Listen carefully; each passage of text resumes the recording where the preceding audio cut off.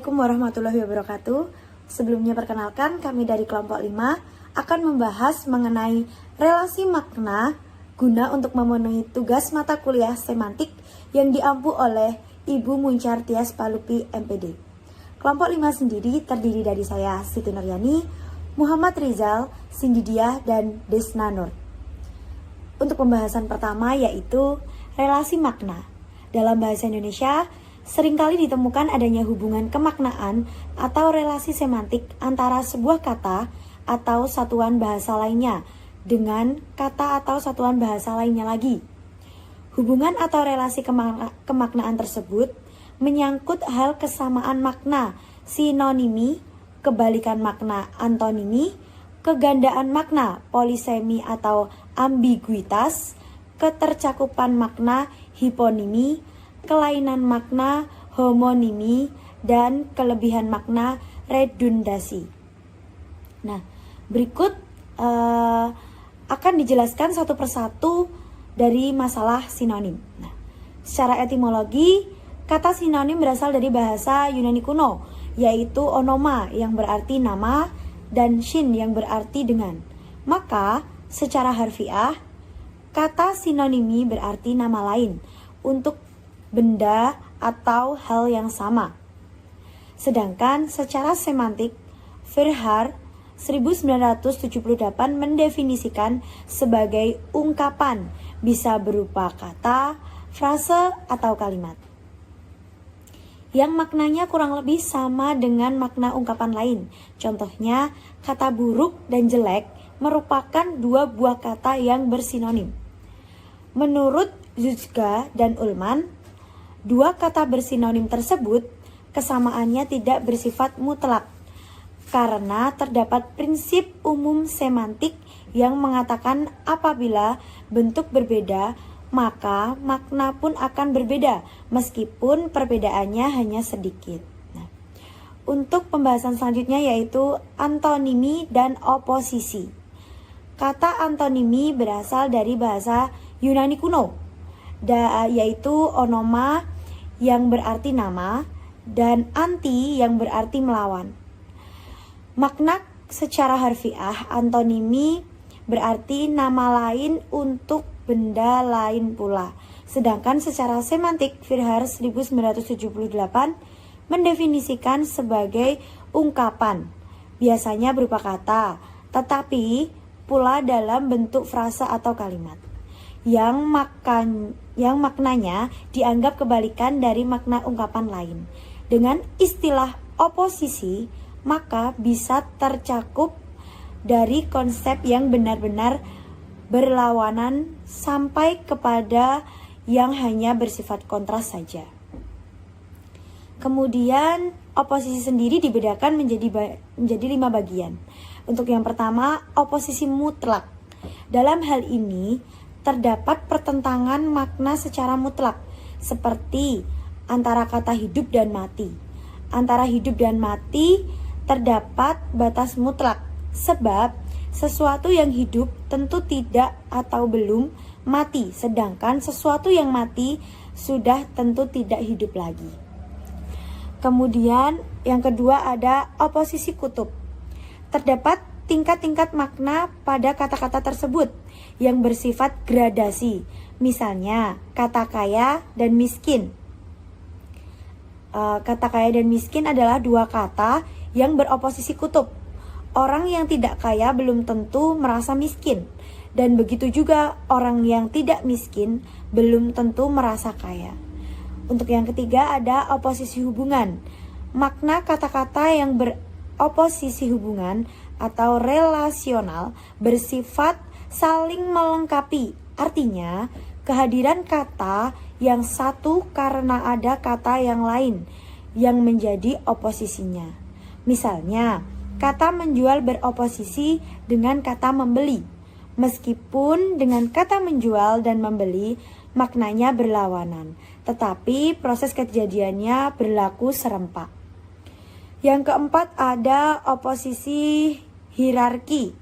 Oposisi ini adalah kata-kata yang berupa nama satuan ukuran berat, panjang, dan isi.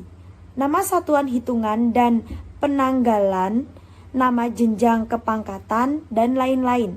Misalnya, kata meter beroposisi hierarkial dengan kata kilometer karena berada dalam deretan nama satuan yang menyatukan ukuran panjang.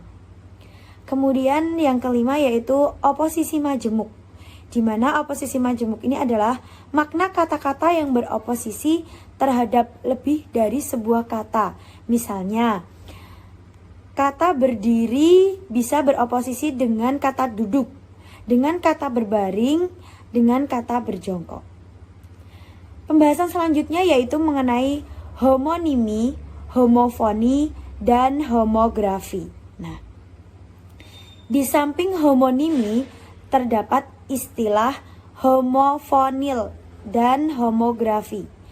Ketiga istilah ini biasanya dibicarakan bersama karena ada kesamaan objek pembicaraan. Jika homonimi dilihat dari segi bentuk satuan bahasanya, maka homofoni dilihat dari segi bunyi. Homo yaitu sama atau fon yaitu bunyi. Sedangkan homografi dilihat dari segi tulisan atau ejaannya. Homo sama, fragi yaitu tulisan. Misalnya, kata bisa berarti racun ular dan kata bisa yang berarti sanggup atau dapat. Selain merupakan bentuk homonimi adalah juga bentuk dari homofoni dan juga homografi. Karena tulisan juga sama. Namun dalam bahasa Indonesia ada sejumlah kata yang homofon tetapi ditulis dengan ejaan yang berbeda karena ingin memperjelas perbedaan makna. Pembahasan selanjutnya yaitu mengenai hiponimi dan hipernimi. Nah, kata hiponimi berasal dari Yunani kuno yaitu onoma yang berarti nama dan hipo yang berarti di bawah. Jadi secara harfiah berarti nama yang termasuk di bawah nama lain. Sedangkan secara semantik menyatakan bahwa hiponim adalah ungkapan, biasanya berupa kata, tetapi kiranya dapat juga frase atau kalimat yang maknanya dianggap merupakan bagian dari makna suatu ungkapan lain.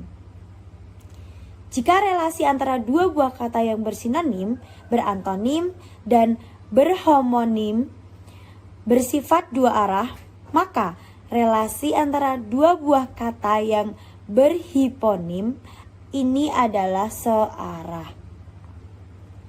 Untuk selanjutnya yaitu ada polisemi. Nah, polisemi ini sering diartikan sebagai satuan bahasa, terutama kata, bisa juga frase, yang memiliki makna lebih dari satu. Misalnya, kata kaki dalam bahasa Indonesia maknanya anggota tubuh manusia, juga binatang. Kemudian arti yang kedua terletak di sebelah bawah.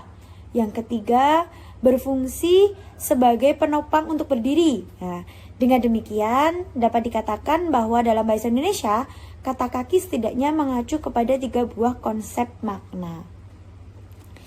Selanjutnya yaitu ada ambiguitas.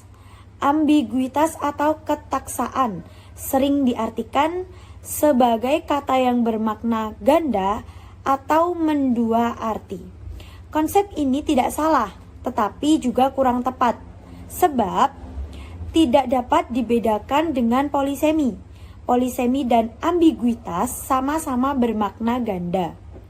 Akan tetapi, kegandaan makna dalam polisemi berasal dari kata, sedangkan kegandaan makna dalam ambiguitas berasal dari satuan gramatikal yang lebih besar, yaitu frase atau kalimat, dan terjadi sebagai akibat penafsiran struktur gramatikal yang berbeda. Misalnya, frase buku sejarah baru dapat ditafsirkan sebagai 1. Buku sejarah itu baru terbit, atau 2. Buku itu berisi sebagai zaman baru. Nah, selanjutnya yaitu terakhir ada redundasi. Istilah redundasi sendiri sering diartikan sebagai berlebih-lebihan pemakaian unsur segmental dalam suatu bentuk ujaran. Misalnya, kalimat bola ditendang si Udin, maknanya tidak akan berubah bila dikatakan bola ditendang oleh si Udin. Pemakaian kata pada kalimat kedua dianggap sebagai sesuatu yang redundasi, yang berlebih-lebihan dan yang sebenarnya tidak perlu. Secara semantik, masalah redundasi sebetulnya tidak ada, sebab salah satu prinsip dasar semantik adalah bila bentuk berbeda, maka makna pun akan berbeda. Berikut adalah hasil diskusi kelompok kami, kelompok 5. Mungkin dari teman-teman ada yang ingin menanyakan, menambahkan, atau memberi saran kepada kelompok kami, akan kami tampung. Sekian dari kelompok kami. Wassalamualaikum warahmatullahi wabarakatuh.